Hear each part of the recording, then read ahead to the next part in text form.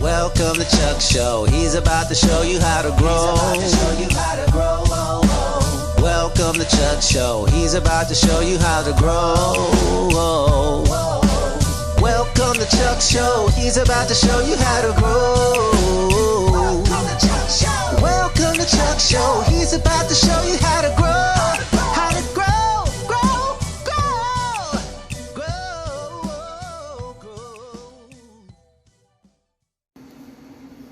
Guys, now how cool is this, man? 12 days ago, I posted a video on YouTube, and it was about seeds that were approximately 4 or 5 days old, less than like 3 or 4 days, less than a week old, and they were pretty big about 12 days ago.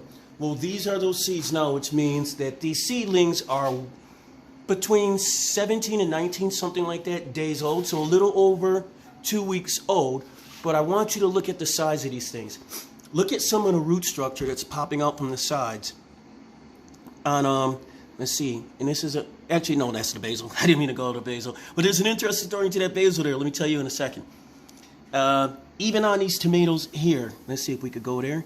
There you can see the roots busting out on the side there. Don't worry about that green stuff that you see on top. That is algae, but it's nothing to worry about because it is coming in direct contact with the UV light, or actually the light from the grow lights. Yes. And it's right on top, so that's not going to factor anything when we put it outside, but there's a very interesting story to this one here and to this one here.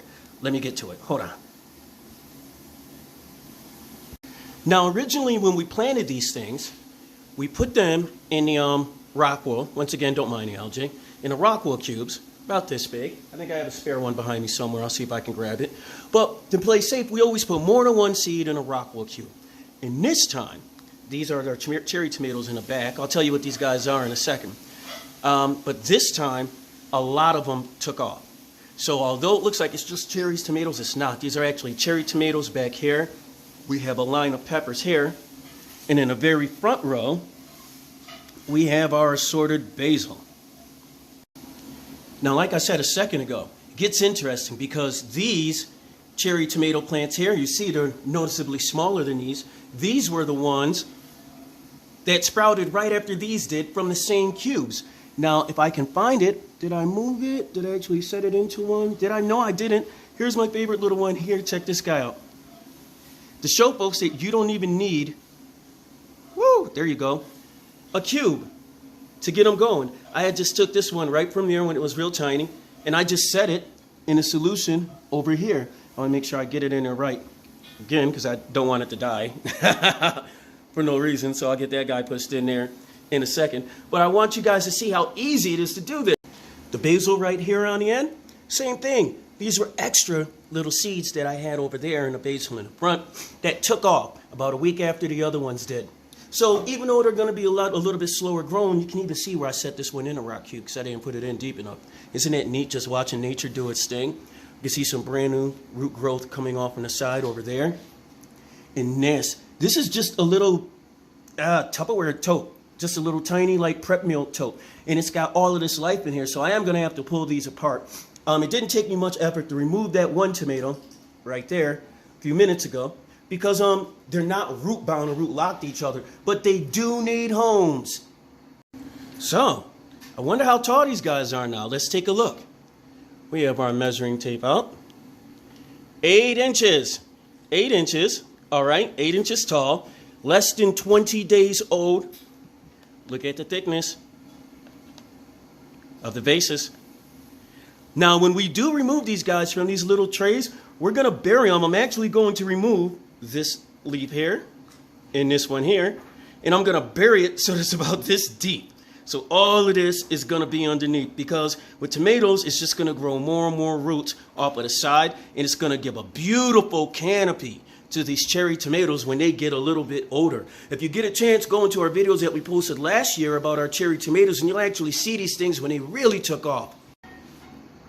I mean, if you really watch your plants, you'll see even as small as these guys are, just look at the beautiful color, the deep and the rich and the green and the purples. I mean, this is just awesome, and they can't wait to get into their new homes. Now, just like with traditional gardening, you know, if you take something out of dirt and you got to put it into another container of dirt, and it may take some time for it to adapt, not with our systems. I'll take these guys, I'll put them right outside into a system, into their new bucket, because they are accustomed to being in hydroponics, and because whatever solution that we're using out there is going to be a variation of what they're using in here.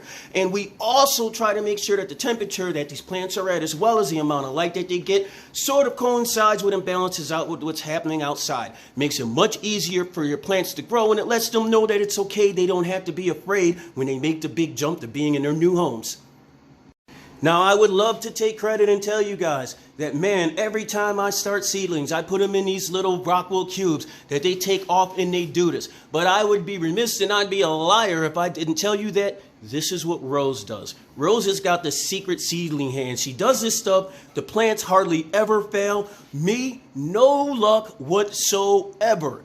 You know, I'm telling you, a huge part about what I do is being honest with you folks. And I am awful at starting from seeds. I know how to, but my wife has really got this down pat. And who knows, if you guys are nice enough, and if I'm nice enough, I might just convince her to make her own content video showing us how she makes this magic happen. I do believe I heard that question. What's that, you ask? Well, Charles, what if we want to take it from here? Granted, you started them off, they're all beautiful, and you started them off hydroponically. What if we wanted to transplant these to traditional gardening? Or what if we wanted to transplant them to aquaponics? What's that, Newton? No problem. Newton says no problem whatsoever. As a matter of fact, most plants that you will see in nurseries, well, not most of them, a lot of groceries that you'll get in stores, that's what I meant to say, will actually have the label on them now that they are grown hydroponically, because it's so much easier and it prevents so much potential for disease and bacterial infections, things of that nature, things that will make you sick from your plants. So a lot of the vegetables that you're getting in the store are grown organic, are grown hydroponically. Why don't you see the label organic then? Because organic has nothing to do with the type of way that you're growing. It has to do with you replenishing the soil that you're using, which is why a lot of farmers who do, the original farmers who do organic gardening, they don't want it to be so easy as just because you're doing hydroponics or aquaponics for you to slap that label on it.